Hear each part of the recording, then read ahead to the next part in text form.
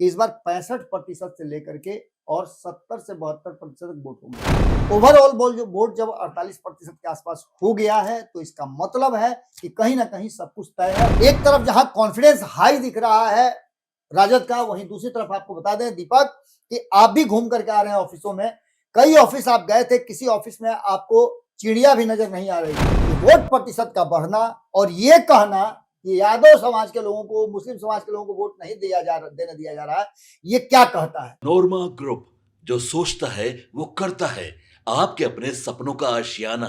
नमस्कार, मैं दीपक, देख रहे हैं आप भारत लाइव। देखिए, दूसरे चरण का चुनाव है। 1 बजे तक की वोटिंग का भी जो अपडेट है वो हमने आपको देने का काम किया है, लेकिन हमारे साथ बाबा जुड़े हुए हैं कुछ अलग खबर बताने के लिए। जी हाँ, बाबा अगर हमारे साथ होते हैं तो कुछ भीतर की खबर जो है वो आपके समक्ष रखने का काम करते हैं।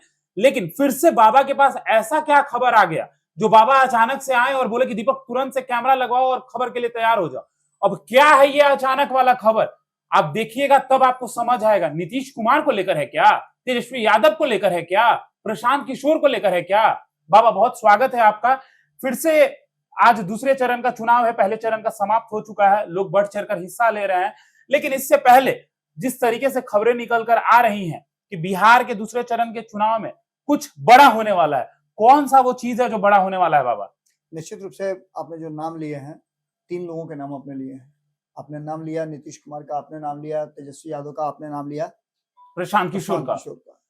इन तीनों की जो अभी भाव भंगिमा है वो ये बता रही है कि अब चुनाव में कुछ रह नहीं गया है, रिजल्ट लगभग आउट हो गया है। और पहले राउंड में जैसे कि हम लोगों ने बताया भी था कि वोट बढ़ने का कारण क्या था, और 1 बजे तक का ट्रेंड देख लीजिए तो जितना 2020 में वोट हुआ था लगभग उसके नजदीक पहुंच गया है। बिल्कुल, यानी कि आधा समय बीतने तक अगर जो इससे पहले चुनाव हुए हैं उसके बराबर वोट हो गए हैं तो इस वोट का प्रतिशत आप अंदाजा लगा सकते हैं। मैंने सुबह अर्ली मॉर्निंग जैसे ही हम लाइव आए थे तो सबसे पहला बात मैंने यही कहा था कि इस बार 65% से लेकर के और 70 से 72% तक वोट होंगे। मतलब 65% से ऊपर वोट होना, 70% तक वोट होना, 70 के आसपास रहना, ये एकदम कंफर्म हो गया है। और ये ट्रेंड हमने सुबह ही तय कर दिया था। अब जो स्थिति हमारे सामने है, जो वर्तमान हमारे पास आंकड़े नजर आए हैं, उसमें लगभग 48, 47, साढ़े 47, 48% के आसपास वोट हो चुका है। ओवरऑल की मैं बात कर रहा हूँ। ओवरऑल वोट जब 48% के आसपास हो गया है तो इसका मतलब है कि कहीं ना कहीं सब कुछ तय है। और इस बीच में एक बड़ी खबर सामने आ रही है। हमारे रिपोर्टर अभिषेक मौजूद थे जदयू कार्यालय में। जदयू कार्यालय से जब उन्होंने लाइव के माध्यम से ये कहा कि नीतीश कुमार जी ऑफिस आए थे, उन्होंने एक गुप्त मीटिंग की है बहुत छोटी सी, और उस मीटिंग के बाद तब तक हमारे दूसरे रिपोर्टर ने हमें बताया कि नीतीश कुमार दिल्ली जाने की तैयारी शुरू कर चुके हैं। इसका क्या मतलब है, अब इससे ज्यादा मुझे बताने की जरूरत नहीं है। 2 ही कारण हो सकता है, या तो बहुत बुरी स्थिति में है, जो उनके पास इनपुट या आईबी का रिपोर्ट आया है वो उनको काफी चौंकाने वाला है, लेकिन जो चेहरे के भाव भंगिमा थे वो ये नहीं बता रहे थे। हम उस पर भी बात करेंगे। लेकिन दूसरी तरफ जब अभिषेक को हमने कहा कि आपने नीतीश कुमार की बात तो कर दी, जल्दी से जाइए और राजद कार्यालय में ये पता करने की कोशिश कीजिए कि वहां क्या हो रहा है और वहां के लोगों क्या एक्टिविटी क्या है। हालांकि राजद कार्यालय में बहुत लोग मौजूद नहीं थे, लेकिन कार्यालय से जुड़े हुए ऑफिस बेयरर्स कई मौजूद थे। उनसे हमारी टीम ने बातचीत किया और बातचीत के आधार पर जो हमने लाइव में दिखलाया, उसके अलावे ऑफ द रिकॉर्ड भी हमारी बातचीत हुई है। एक तरफ जहां कॉन्फिडेंस हाई दिख रहा है राजद का, वहीं दूसरी तरफ आपको बता दें दीपक कि आप भी घूम करके आ रहे हैं ऑफिसों में।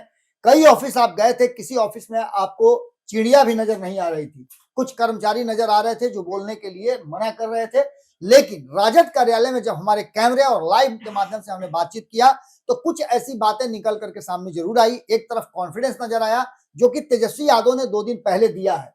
तेजस्वी यादव ने 2 दिन पहले ये कॉन्फिडेंस अपने लोगों को दिया है कि आप निश्चिंत रहिए। बिहार की जनता के सामने उन्होंने एक प्रण लिया है कि जैसे ही 14 जनवरी होगा, 14 जनवरी से पहले मैं बिहार का लॉ एंड ऑर्डर एकदम बिल्कुल दुरुस्त कर दूंगा। ये सबसे पहली बात उन्होंने कही है। जिस मुद्दे पर वो लगातार घिरते रहे हैं, जिस जंगल राज के नाम पर उनको बराबर ह्यूमिलिएट होना पड़ता है, उस पर उन्होंने सबसे पहला प्रहार किया है।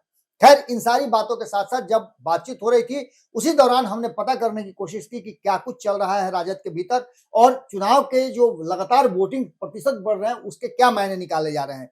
तो कहा यह जा रहा था कि यह तेजस्वी यादव को मुख्यमंत्री बनाने के लिए है। लेकिन फैक्ट यह है कि जैसे ही ये बात शुरू हुई वैसे ही मैंने एक सवाल दागा उस सवाल का जवाब यही था कि कई जगहों पे यादव समाज के लोगों को वोट देने नहीं दिया जा रहा है। यानी कि एक बात आप समझ लीजिए कि वोट प्रतिशत का बढ़ना और ये कहना कि यादव समाज के लोगों को, मुस्लिम समाज के लोगों को वोट नहीं देने दिया जा रहा है, ये क्या कहता है? यानी कि बहाना अभी से तैयार किया जा रहा है।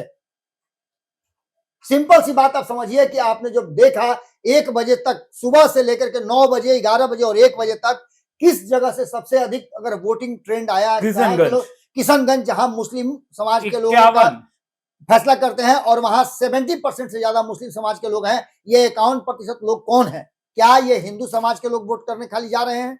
मुस्लिम समाज के लोगों को वोट नहीं देना जा रहा है। 70% जहां आबादी मुस्लिमों की हो, वहां 51% वोट होने का मतलब क्या होता है, यह समझाने की जरूरत मुझे लगता है कि नहीं होनी चाहिए। जो हमारे पास आंकड़े हैं उसमें पहले राउंड के जो सर्वे रिपोर्ट आए हैं वो कुछ अलग कहानी कह रहे हैं।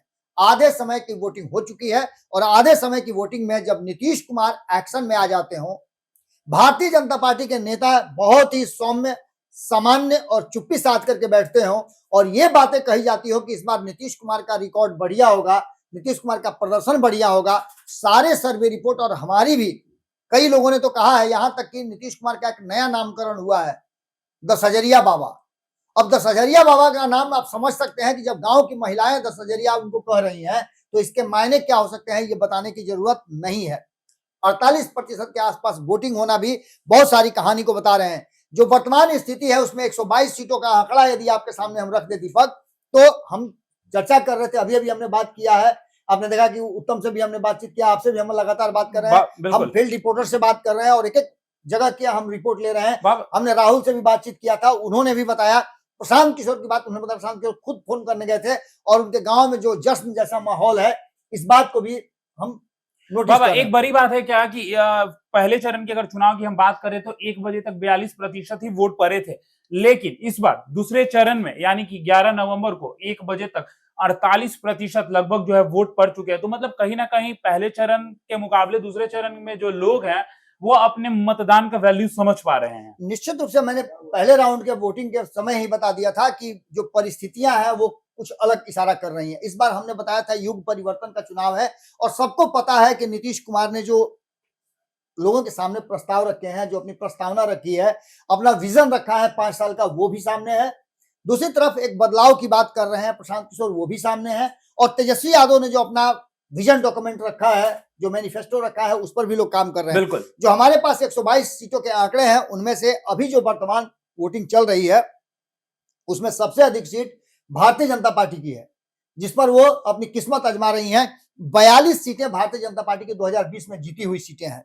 इसके बाद जनता दल यूनाइटेड की 20 जीती हुई सीटें, अगर 20 में से जितना भी सीट अगर जीत करके आती हैं वो उनके लिए प्लस पॉइंट होगा, क्योंकि जो आंकड़े हमारे पास आए हैं उन आंकड़ों के हिसाब से जो सीट शेयरिंग का समझौता है कि भारतीय जनता पार्टी 53 सीटों पे चुनाव लड़ रही है, जिसमें से जीती हुई सीटें उसकी 42 हैं। जनता दल यूनाइटेड 44 सीटों पे चुनाव लड़ रही है, जिसकी जीते हुए सीटें 20 हैं। वहीं हिंदुस्तानी अवाम पार्टी 6 सीटों पे चुनाव लड़ रही है, जिसकी जीती हुई सीटें 4 हैं। बात करें हम इंडिया गठबंधन की, तो राजद जो है 73 सीटों पे चुनाव लड़ रही है और 73 सीटों में से राजद के पास जो जीती हुई सीटें हैं वो उसकी 33 हैं। कांग्रेस जो है वो लगभग 37 सीटों पे चुनाव लड़ रही है और उनके 37 सीटों में 11 सीटें उनकी जीती हुई है। तो वहीं वीआईपी की एक भी सीट जीती हुई नहीं है। अगर लेफ्ट की बात करें तो सीपीआई एमएल जो है वो 5 सीटों पे चुनाव लड़ रही है और उसकी जो 5 सीटों पे जीती हुई थी, 6 सीटों पे वो चुनाव लड़ रही है और उसमें से 5 सीटें उसकी जीती हुई है, यानी 1 सीटें वो भी एक्स्ट्रा लड़ रही हैं। बिल्कुल। और सीपीआई जो लेफ्ट है, लेफ्ट के सीपीआई है 4 सीट पर और सीपीएम जो है 1 सीट पे चुनाव लड़ रहे हैं, टोटल 11 सीटों पे। तो ये मिला जुला करके 122 सीटों का आंकड़ा है। यहाँ 5 से 6 सीटों पे फ्रेंडली फाइट भी हो रहा है, जिसमें से 1 सीट पर से अपने आप को हटा लिया है। अब सबसे बड़ी बात यहाँ ये उठती है कि दूसरे राउंड की वोटिंग के बीच में ही नीतीश कुमार का अचानक से अपने कार्यालय पहुंचना, वहां गुप्त मीटिंग करना, उस मीटिंग के बाद ललन सिंह से मिलना, ललन सिंह से मिलने के बाद उनके दिल्ली जाने की सुगबुगाहट तेज, ये क्या कह रहा है, इसके मायने क्या हैं? इससे पहले एक चर्चा ये भी चल रही थी कि उनसे मिलने के लिए चंद्रबाबू नायडू के पुत्र आए हुए हैं जी। इन सारी चीजों के मायने क्या हैं? हम ये नहीं कह रहे कि क्या होने वाला है, लेकिन नीतीश कुमार जिस कॉन्फिडेंस के साथ और जिस चेहरे पर उनके भाव था वो साफ साफ बता रहा था कि नीतीश कुमार काफी कॉन्फिडेंट है कि वो सरकार बना रहे हैं। सरकार किसकी बन रही है, क्या हो रहा है, ये तो 14 तारीख को पता चलेगा। लेकिन जो वर्तमान परिस्थिति है, जिस तरह से वोटिंग ट्रेंड और वोटिंग का प्रतिशत बढ़ा है, वो साफ साफ इशारा कर रहा है कि बिहार की जनता ने वोट इसलिए किया है कि बेहतर 5 साल बिहार को दिया जा सके और एक बिहार में ऐसी सरकार हो जो बिहार का विकास करे। सारे विजन डॉक्यूमेंट आपके सामने हैं। बाकी चीजें तय करने के लिए महिलाएं, युवा, मुस्लिम, यादव या सभी जातियों की बात कर रही है, सभी वर्ग तैयार हैं। तो वहीं प्रवासी बिहारी भी बिहार में पहुंचे हुए हैं। फर्स्ट राउंड का वोटिंग उन्होंने कर लिया, सेकंड राउंड के जिनको वोटिंग करना है वो अभी भी टिके हुए हैं। कई लोग तो छठ के बाद आकर के वोटिंग करने के लिए सिर्फ बिहार आए हैं और बिहार को बदलने आए हैं। देखना होगा कि क्या कुछ निकल के सामने आता है। एक बात तय नजर आ रहा है दीपक, कि हम चाहे जितना भी मंथन कर लें, जितनी भी बातें कर लें, लेकिन अब तक आजादी के बाद से जो इतिहास है, फर्स्ट राउंड में भी दोहराया गया और इतिहास बदला गया। एक बार फिर से सेकंड राउंड में भी 122 सीटों में 126 सीटों पे लोग, जो 27 सीटों पे चुनाव हो रहा है उस पर भी 122 सीट है, लेकिन 127 सीटों पे महागठबंधन लड़ रहा है और 122 सीटों पे एनडीए गठबंधन लड़ रहा है। 120 सीटों पे जनसुराज लड़ रही है, तो वहीं 20 से 21 सीटों पे बीएसपी भी लड़ रही है और 20 सीट पर ही एआईएमआईएम भी चुनाव लड़ रही है। 12 मंत्रियों के भाग इसमें आजमाए जा रहे हैं। तो वहीं आपको बता दें कि एमपी भी इसमें 4 लड़ रहे हैं। ये सब कुछ नीतीश कुमार ने सोच समझ के कैलकुलेटेड ढंग से किया है। कई ऐसे उम्मीदवार हैं अलग अलग पार्टियों के भी, जिसको नीतीश कुमार ने उनके नाम का अनाउंसमेंट किया है, उनको चुनाव लड़ाने के लिए मजबूर किया है उस पार्टी को। यानी कि सब कुछ सोचा समझा हुआ पूरी रणनीति के तहत नीतीश कुमार ने बनाई है। और नीतीश कुमार जब अचानक से अपनी कार्यालय पहुंचते हैं, एक गुप्त मीटिंग करके अपने लोगों को बूस्ट करते हैं, और जब लोग मीडिया के सामने आते हैं, यानी हमारे लाइव में जब आए, तो उनके चेहरे के भाव बता रहे थे कि वो काफी कॉन्फिडेंट हैं, कॉन्फिडेंस के साथ हैं। जब हमने कार्यालय में भी लोगों से बातचीत किया तो वो सीधे बताया कि ये सारे वोट हमारे पक्ष में जा रहे हैं, हमारे 10,000 के पक्ष में जा रहे हैं, हमारे 125 यूनिट बिजली के पक्ष में जा रहे हैं, हमारे 1 करोड़ लोगों के लिए जो विजन डॉक्यूमेंट हमने दिया है लोगों को रोजगार और नौकरी देने का, उसके लिए जा रहे हैं। तो दूसरी तरफ जनसुराज, प्रशांत किशोर ने दावा किया है कि ये वो लोग हैं जो अब बिहार से बाहर प्रवास करने नहीं जाएंगे, नौकरी के लिए 15,000 20,000 की नौकरी के लिए नहीं जाएंगे, ये उनका वोट है। तो वहीं राष्ट्रीय जनता दल का कहना यह है कि हर घर को सरकारी नौकरी देंगे, उसके लिए ये वोटिंग हो रहा है। किसके लिए हो रहा है ये तो 14 तारीख को पता चलेगा, लेकिन नीतीश कुमार का एक्शन में आना इस बात की तरफ इशारा कर रहा है कि कहीं ना कहीं नीतीश कुमार को ये पता चल चुका है, उनको ये रिपोर्ट मिल चुकी है कि नीतीश कुमार सरकार बनाने जा रहे हैं। अगर ऐसा कुछ है तो नीतीश कुमार का ये तेजी और नीतीश कुमार का अचानक मीटिंग करना, ललन सिंह से मिलना, अपने कई सीनियर लीडरों से मिलना और मिल करके दिल्ली जाने की सुगबुगाहट, कहानी में कुछ तो ट्विस्ट जरूर है। इसीलिए हमने स्पेशल स्टोरी आपके सामने लाया। तो देखिए, बाबा ने तो सब कुछ आपको बता ही दिया, लेकिन अभी तक जो लोगों ने मतदान नहीं किया वो मतदान जरूर करे। और जिस तरीके से बात नीतीश कुमार की होती है तो कहीं ना कहीं सुगबुगाहट तो जरूर होती है। तो तमाम ऐसे ही खबरों के लिए हमारे साथ बने रहें। ये स्पेशल स्टोरी क्यों था आप अब ये समझ चुके होंगे। धन्यवाद। आपके सपनों को हमने सजाया है, ई होम्स पैनोरामा को हमने बनाया है। ई होम्स मेरा एक सपना था जिसपे मैं पिछले 4 साल से काम कर रहा था। हमने जो बनाया है वो सबने है माना। ई होम्स पैनोरामा में हो आपका भी आशियाना। और फाइनली हमने 2021 में इस प्रोजेक्ट को लॉन्च किया। बहुत लोग अप्रिशिएट कर रहे हैं कि पूर्णिया जैसे शहर में, बिहार के, एक तो बिहार की बात करें उसमें भी पूर्णिया जैसे छोटे जगह में इस तरह का लाइफस्टाइल देना, ये सुन के हम लोगों को बहुत अच्छा लगता है। ई होम्स में हमने कुछ और भी किया है, जैसे हम जिस जगह में रह रहे हैं हमारे फैमिली सिक्योर हो, उनको सिक्योरिटी का ध्यान में रखा है।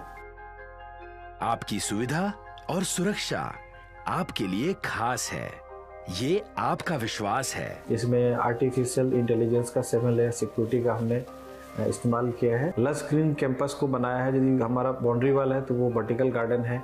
ये जितनी भी फैसिलिटी होता है एक इंटरनेशनल टाउनशिप में ई होम्स है, ये हम लोग विश्वास नहीं कर पा रहे हैं। जो भी हमारे मित्र, दोस्त या जो भी हमारे बाहर के बाहर आते हैं तो हम लोगों को बहुत अच्छा सुनने को मिलता है और बहुत अच्छा क्रेडिट मिल रहा है। वो सारा हमने सिर्फ एक बिल्डिंग नहीं बनाया, हमने एक बहुत अच्छा लाइफस्टाइल दिया ई होम्स में, और मेरा एक सपना था जिसको मैं आज फुलफिल होते हुए देख पा रहा हूँ। ये आपका आवास है। ई होम्स पैनोरामा में अब आपका निवास है। E Homes Panorama, luxurious lifestyle redefined. Panorama Group, जो सोचता है वो करता है। अगर ये वीडियो पसंद आई और वह बिहार के राजनीति और बिहारियत से सरोकार रखेनी तो सब्सक्राइब बटन दबा के चैनल के सब्सक्राइब कर ली। ओजे एगो घंटी बा, ओकरा बटन दबा देला से कुल सटीक और मारक खबर रुआ मुफ्त में मिल जाई। अगर रुआ पत्रकारिता के हमनी के नया प्रयोग में सहयोग कर चाहतानी तो ज्वाइन बटन दबा दी। पेटीएम नंबर नोट कर ली 938681